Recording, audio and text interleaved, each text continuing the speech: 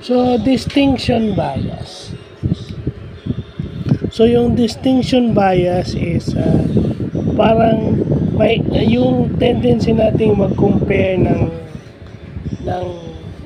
features o similarities and differences ng mga pinipresenta sa atin o ng mga product na ino-offer sa atin.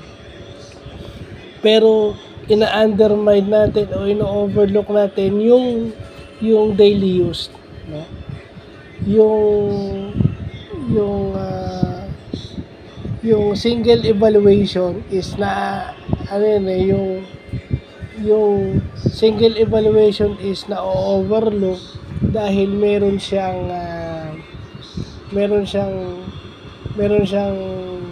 kalaban o meron siyang kompetensya.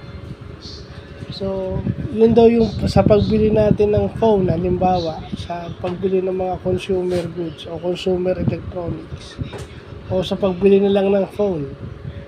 Masyado tayong dun sa features ng isang phone, di ba? Masyado tayong nagfo-focus sa feature ng phone, pero dun sa everyday use, yung dalawang phone, kung titingnan natin, halos pareho lang. So yun yung distinction bias.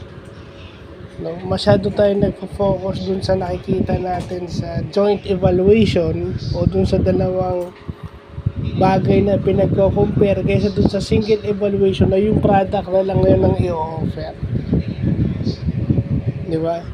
Hindi natin, masyado tayong nakafocus dun sa feature ng isang bagay kaysa dun sa pag-iisipan natin na talagang kailangan at actual or practical use ng isang bagay.